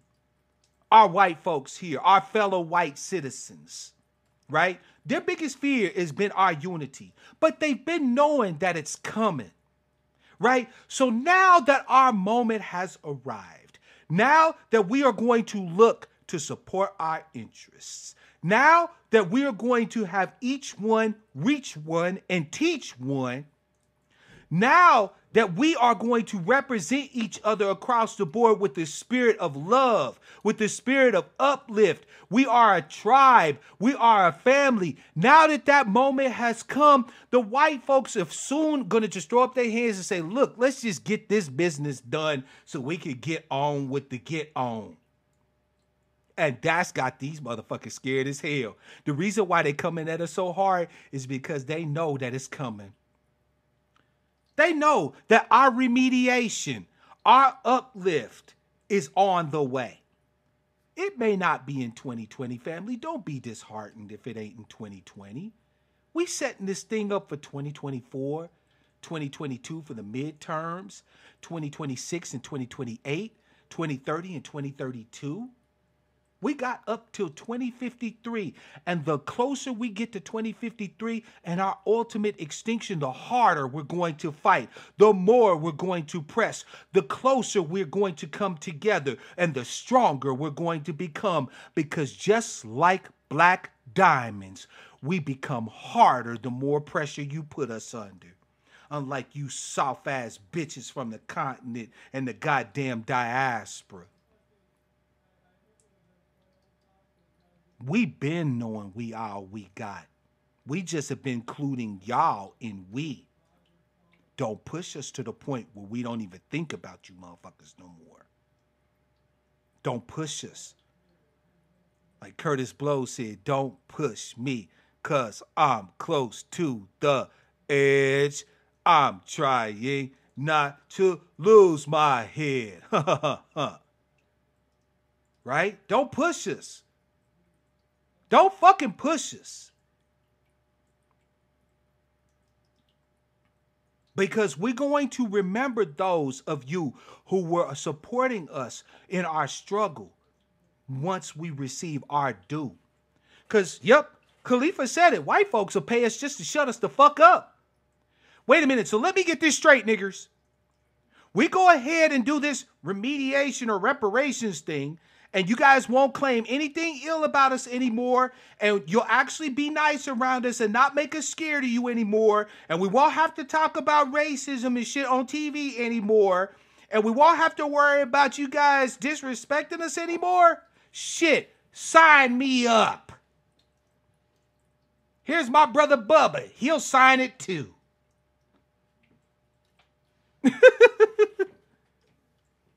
We see... You motherfuckers come from outside. You don't know our white folks. You don't know how our white folks operate. We do. That's why this ain't got nothing to do with you. This is between us and them. This is just business. This is us conducting a business transaction that's been long overdue. They've long owed this debt, and now it's time for them to go ahead and pony up. And they've been knowing that it's coming. See, y'all are shook because y'all don't know the dynamic. But white folks know. White folks is tired of the fuckery. They tired of saying, damn, every time I talk to a black person, I feel like I'm going to hell. They tired of it. They tired of affirmative action and racial set-asides. If we gave them the option to do it one time and be done with it, 90% of white folks would probably sign up on board just to have it done and shut the fuck up. And that's all right by us. We know our white folk. We see you. So we coming. We coming. Because guess what? Once this is goddamn done, white folk, then we ain't got to worry about you motherfuckers. We ain't got to worry about nobody from outside talking ill on us. Because we will be one goddamn nation. And you motherfuckers can finally exhale just like we can exhale too. That's why they're going to do it. Because, see, all of y'all telling us don't go talk to white folks. Don't talk to Donald Trump. Don't talk to them Republicans. Fuck the Democrats, all this and that and the third. What you don't understand is that they waiting to exhale too.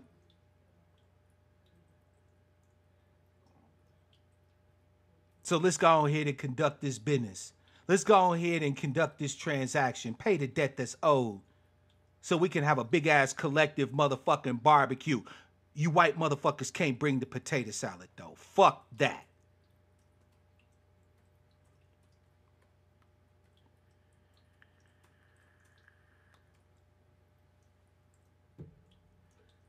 Come up out your pockets.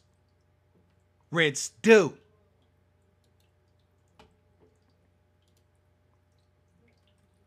Run us our shit, bitch. Man, y'all talking that poisoning bloodlines. I'm going to let y'all just run off at the... Go ahead. Y'all, fuck it. I can't stop y'all from doing that shit. Y'all go ahead. Y'all go ahead. Yeah, David, they can't bring the mac and cheese either, bruh. White folks, y'all can't bring the potato salad or the mac and cheese. Fuck all that. And we seasoning everything, so y'all just gonna have to deal with it. We gonna get it done. See, family, the naysayers want you to think that there's no chance, no hope in hell of remediation for our people. They want you to think that we're gonna always stay on the bottom. That's not true. That's not true. This is actually a unique opportunity, not just for us, but for our white folks, America, right? Because America owes this debt. It ain't just white folks. This is a debt that's owed by America to Americans. Cut us our shit. Run us our shit. Let's be done with this racism shit, right? And then we can move forward as one nation. That's an appealing ass argument. That's a definitely appealing ass argument. When you got motherfuckers like Ann Coulter who've been saying fuck the immigrants, fuck LGBTQIA+, and all of that, take care of black people first. She didn't say not to help them. She said we owe black people first. And it's a white bitch? A conservative white bitch? Oh yeah, we could get this done. When Donald Trump stood up there and said, I proudly will sign the First Step Act to address the needs of black federal prisoners, to stop the shackling of pregnant black women in prison, to provide them with materials to be able to handle their monthly flow, to introduce recidivism programs so that when they get out, they stay out. We can get this shit done. And I'm going to let you motherfuckers in on a little secret. If Donald Trump comes out this summer and says that he's going to institute a platform to give 1, 2, 3 tangibles to the American descendants of slaves, you Democrats are fucked in the game. Y'all are so fucked. Y'all are so fucked. Y'all trying to do all this pushing of Kamala Harris on us, all this pushing of motherfucking Cory Booker corporate ass on us. We don't hate them because they black. We don't like them because of their fucking bullshit policies and their lack of advocacy for American descendants of slaves. But it ain't just them we don't like. We don't like Uncle Joe Biden punk ass either. The architect of the omnibus crime bill that imprisoned millions of our people and had them under correctional custody. It was Joe Biden who was the architect of that shit under the Clinton administration. We see you, Uncle Joe, and fuck you.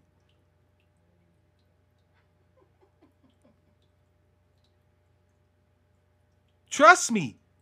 ADOS don't give a fuck about your ethnicity. What we care about is 2 things. 1, that you stop wearing our lineage like a cloak to try to deceive us out of our motherfucking political power. And 2, what tangible resources, programs, agendas, and all of that you are going to put on a table specifically for us. Not for motherfucking people of color. Not for goddamn minorities. Not for any of them motherfuckers. I ain't them.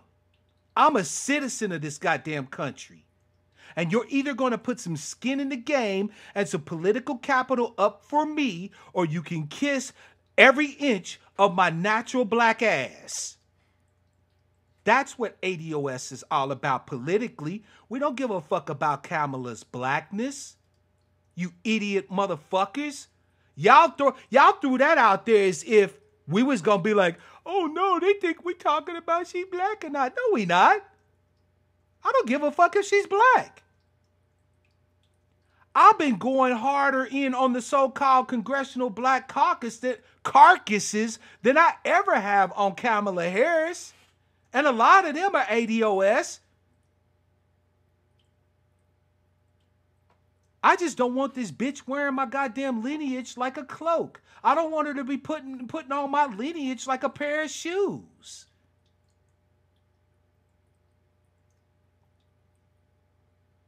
Cory Booker is ADOS, but he's also a corporatist who's bought, wholly owned, and owned by Big Pharma and everything else.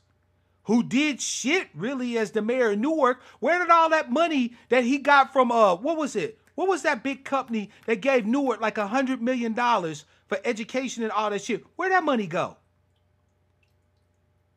Corey, you got some splaining to do, bruh. You a junior senator, and the one time you had some political power, nothing really got done. We see you. It don't matter what your color is, bro, what your lineage is. We looking at your motherfucking politics. We looking at the fact that when asked directly, do you have an agenda specifically for American descendants of slaves? And you start going, hey, kiki, well, as an African American, I am. And you telling us to put ourselves in the shoes of racist white folk and try to understand them motherfuckers. Bro, you a non-starter. You don't know enough yet. You need to wipe off the political Similac from behind your ears and stop trying to play this hope and change Obama 2.0 bullshit and actually come to us like we people. Uncle Joe is a non-starter. Fuck you, Joe Biden. You're not it. You're not the guy. We've seen your policies. We know what you about. Of the Democrats, since we talking about them, of the Democrats that are currently running for the office of president, there are two that I see that might have some potential, okay? Definitely Marianne Williamson. Shout out to Marianne Williamson because this woman actually had enough ovaries to put reparations on the motherfucking table. She's been in talks with our brother Dr. Sandy Darity about that lowball ass, insulting ass number she originally came at us with. So she's at least open to talk about it. And possibly, and again, to show you how little ADOS care about somebody's ethnicity or their color, Tulsi Gabbard might be able to get the black vote if she's willing to offer some motherfucking tangibles. And Tulsi Gabbard is an Indian. A real Indian, not no half-breed. She's a real dot Indian. But she's talking like she's got a pretty good game about herself. Maybe if some ADOS people who were sitting here trying to shade us for hashtag ADOS would get in front of Miss Gabbard's face and ask her to work to develop a motherfucking agenda specifically for us, the Democrats might have actually have some people worth voting for in 2020. So as a gimme, as usual, Mark Black, your ADOS brother, is playing mule for these motherfuckers because I'm telling Andrew Yang's universal basic income plan is not enough. If you talk to Dr. Sandy Darity, he said that while the UBI is good, it's an interim step. It will not close the racial wealth gap in and of itself. Only a comprehensive reparations program combined with the UBI will be effective. So much for us being dumb niggas. Starman, I do not have a Cash App, bruh. And I'll be honest with you, I don't know enough about it. So here's what I'm going to do. I'm going to do some research on Cash App. And after this broadcast is over, once I develop the Cash App piece, I'll leave a link to Cash App in the description field of the video. So that way afterwards, if you'd like to throw a tip my way, you'll be able to do so.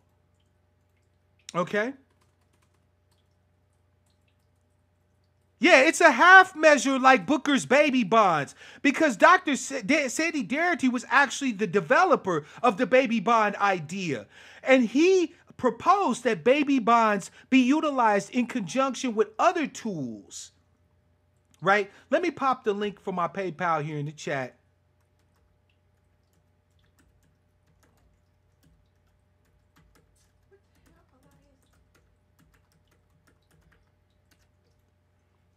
right? Now, so yes, Booker's baby bond idea is a riff off of Dr. Darity's baby bond idea. But Dr. Darity's baby bond idea also, okay, so you, for those of you who missed, by the way, the Discord conference yesterday, y'all failed. Because we was talking about some real shit yesterday. So if you haven't joined my Discord, links in the description. Get on Discord and join the conversation. But yesterday, we were talking about the need for not just cutting us checks one time, right? But for building legacy protection in, right? So that generationally speaking, we don't fall back into the same pit that reparations, if they just cut us checks, would lift us out of, right?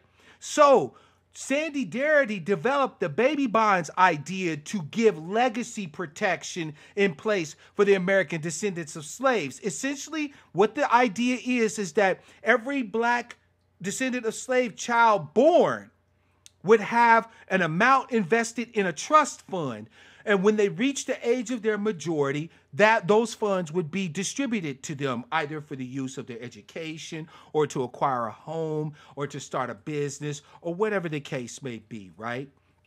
So, but he proposed that idea in conjunction with a comprehensive remediation and reparations program. Now, I will say this, the UBI is not a bad idea, Darker Visions, right? I've seen some of the studies of, different GBI, UBI programs that have been done, for example, over in Norway and in other areas and so on and so forth, right? That shows that there is some degree of efficacy in ameliorating the gap between the have and the have-nots, right? And allowing to reduce the pressures on employment. So in other words, UBI would be definitely a way to kind of offset some of the losses of the employment base due to automation, AI, and so on and so forth. All of the developed nations will ultimately at some point have to come face to face with either a GBI, guaranteed basic income, or a UBI, universal basic income. So I think Yang is on the right track. However, I don't think that it by itself will definitely be in any way an ameliorate or, a palliative. It's palliative, but not a amelioration of the racial wealth gap for the American descendants of slaves versus everybody else. Family, this is why you should support your interests. Listen to the conversation that we having right now. Where else are you going to learn about shit like rotating credit groups, where we pool money together and issue interest-free loans to each other for the development of our businesses, for purchasing of needed infrastructure items like cars, computers, things like that? No problem, Unreasonable, right? Where else are you going to hear real information about what's happening that affects your daily life? Ideas like baby bonds, universal basic incomes, and guaranteed basic incomes. Where else are you going to hear about political advocacy and vetting of candidates, both D and R, that is going to work to your benefit? Support your interests. Sure, we can fuck around, we can joke, we can be entertaining, because that's going to lead me to the final part of this broadcast.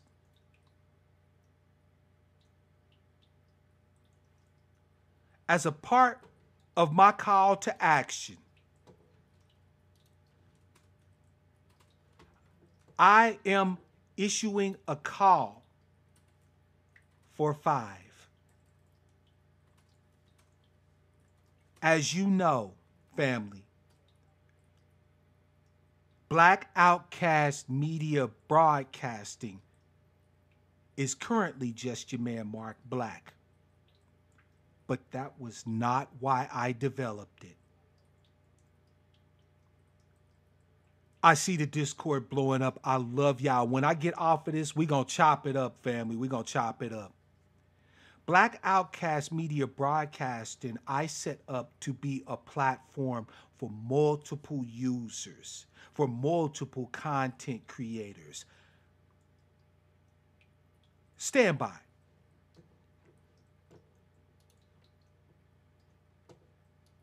Because what I'm doing right now is I'm going to pop a link from my old channel when I broadcasted on YouTube as Mark Black, where I did a video making a proposal. On this video, I proposed that black YouTubers, right, ADOS YouTubers, get together and that they actually work to organize their channels into one channel. And through doing this, it would be a benefit to the people in multiple ways, but primarily two. It would be a benefit to the people in that they could have basically 24-hour broadcasts of material, of content that was specific for them. 24 hours.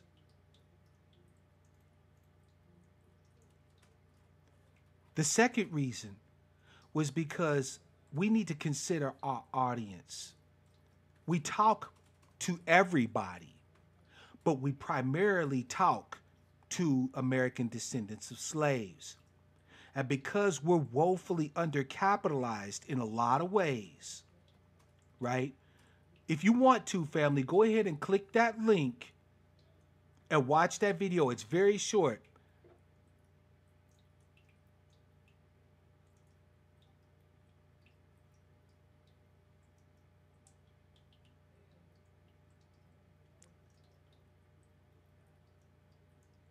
Sister Nicole, you know it's nothing but love. Thank you so much for the tip, sister. But consider our audience. Our audience is primarily American descendants of slaves, which means that we're undercapitalized in a lot of ways. Part of the reason why I do not have a Patreon is because everybody has a Patreon. And don't get me wrong, we should be supporting our brothers and sisters who are supporting us, okay? We should be. So I'm not hating on anybody that you break bread with or that you support. But the reason why I developed Black Outcast Media Broadcasting was so that we could get a group of people. Shout out to Queen Jet Black. Welcome to the broadcast, sister. You not late, you right on time. So that we could get a group of content creators. Thank you, Nicole. I appreciate it. So we could get a group of content creators together, all broadcasting on the same channel, and have one source of funding that would allow our people to pay a lower price, get great content, and it's a win-win for content producers here on YouTube as well as our audience. Think about this, family.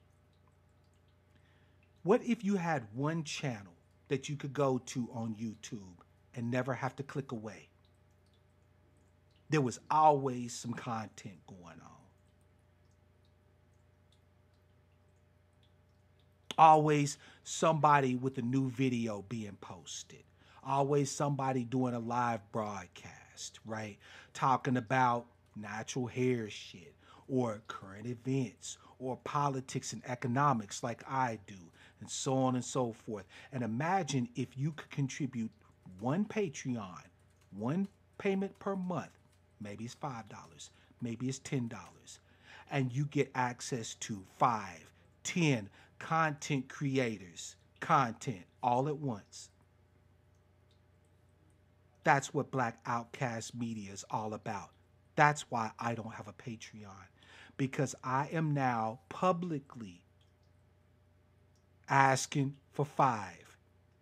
How many of you have created content or wanted to create content but just haven't really found the time to go about doing it? How many of you have a small channel right now and are trying to figure out how to struggle to grow? How many of you have been wanting to have a voice but never knew how to get it started? Today's your day. Black Outcast Media Broadcasting, also known as The Bomb, is expanding. No longer will it just be your man Mark Black. We are looking for 5 content creators, just 5 for now. Now, let me give you the setup. All right? Number 1, and if you don't know how to do any of this stuff, that doesn't mean you can't learn it. But this is what we're looking for. You need to know how or be willing to learn how to use OBS. That's called Open Broadcast Studio. Right? Open Broadcast Studio is the program, the software through which I'm broadcasting to you now. As you can see, it has places for you to put chat.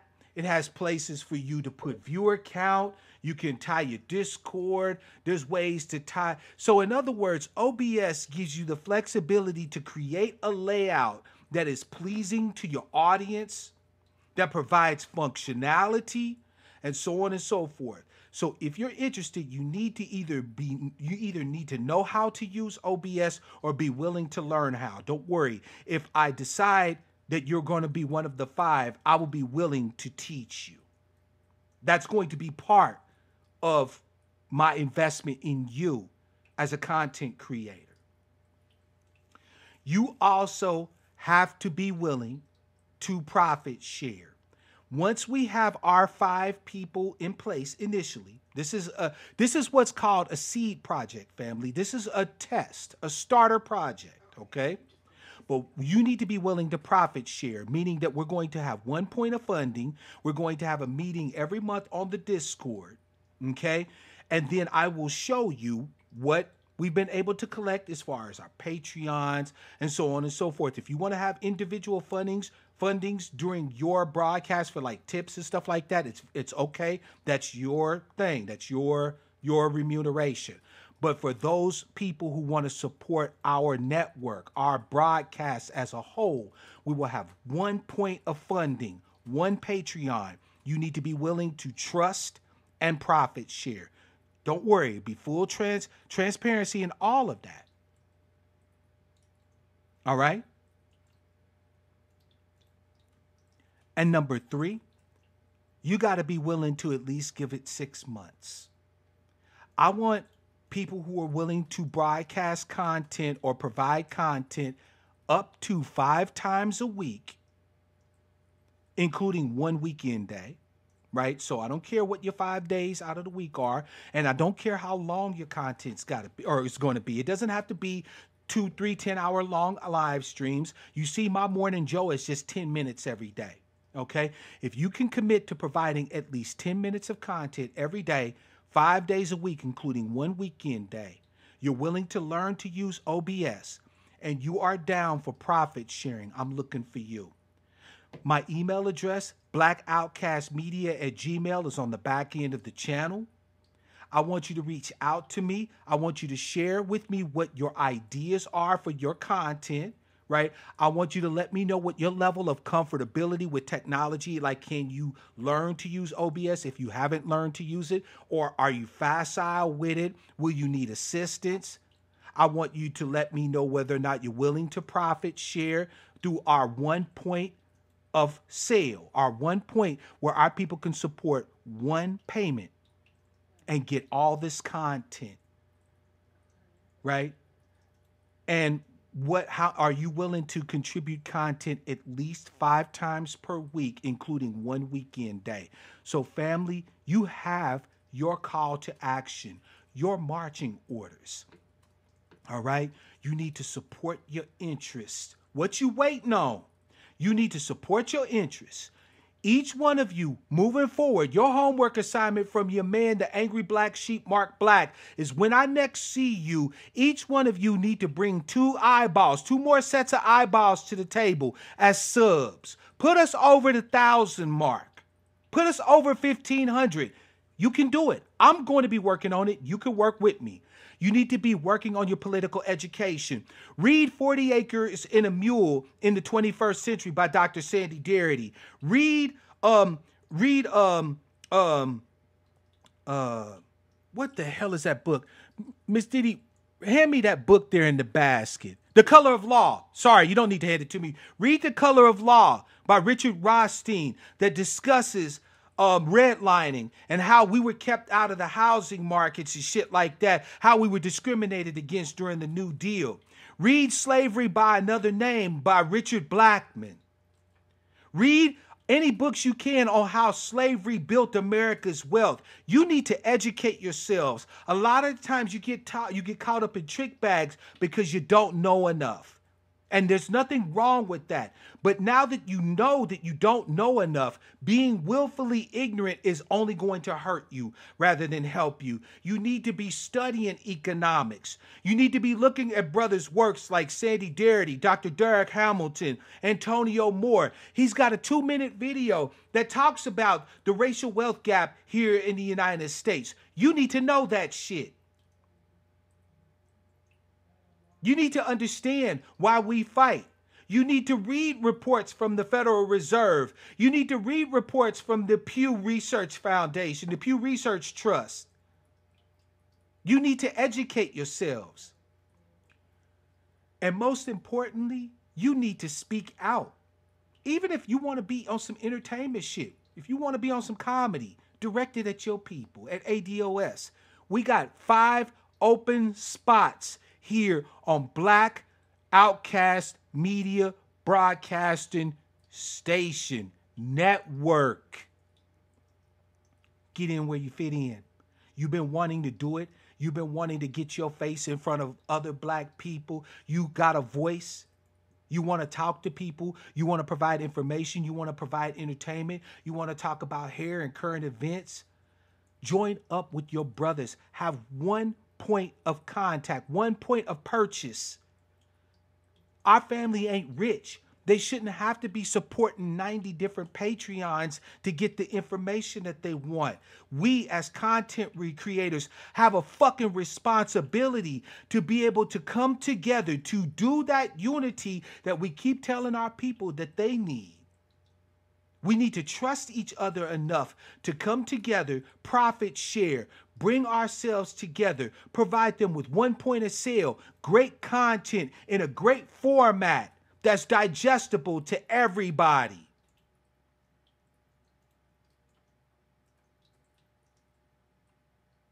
And that's all I wanted to say on it, family. You got your homework.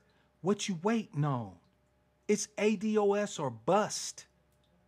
You, my beloved children of the impossible, you who are mighty for the pulling down of strongholds, you black diamonds that could have only been formed in the greatest crucible known to humankind. It's our time. So what you waiting on? Why you fence sitting? Why you holding back? This is the greatest evolution and transformational opportunity since our brothers and sisters had in the 1960s. And you fence sitting. You playing pussy got fucked. Nah, we done being the hoes for everybody else. We got some business to conduct with America. And we need all hands on deck. If you are ADOS, we need you now more than you ever thought. It is time for all hands to be on deck. We don't need any fence sitters. You need to be getting your education. You need your Politics 101 and 102. If you need it, Dr. Carnell provides it every Monday and Wednesday. Brother Tone broadcasts every Friday. Jason Black broadcasts on the constant. There's many different avenues for you to get the education you need, but get it. support your interests. If you are here learning, bring 2 more with you. Bring 3 more. Bring 5 more with you. When next I see you, that 502 number up there needs to be 1002. Not because I'm trying to get rich off you, but because I need to be in front of as many eyeballs as I can get. If you find value in what I'm providing, they will find value in what I'm providing. Because don't nobody want nobody, nobody won't. And if you are a content creator or an aspiring content creator, I need to hear from you. Email me, blackoutcastmedia@gmail.com. Let me know what your ideas are. Let me know what your facility, your level of comfort is with OBS. We can have us a little OBS school if need be to help you build your shit. You can start off simple, and as you learn through tutorials and all of this and that, you can start to make it a little bit nicer, a little bit nicer, and a little bit nicer. Provide your family with quality content. ADOS, hell, I hope you come and join me. Start a geek and coding channel. That would be dope. Not a channel. I'm saying start broadcasting that shit here. Why not? So family, I'm going to let you go ahead and enjoy the rest of your Saturday. Understand me when I tell you, this is not a movement. ADOS, hashtag ADOS is not a movement. It is who you are. It is who I am. We are family. We are a tribe. We deserve to walk and hold our heads up bright. Hold our heads up tall in the light of the sun. We got some business transactions to do with our fellow Americans that ain't got nothing to do with nobody else. If they butt hurt behind it, fuck them. If they not one of the interested parties in this matter, fuck them. Fuck them if they can't take a joke. And until the next time I see you, I want to wish you love, peace, prosperity, and power. Real power to our people.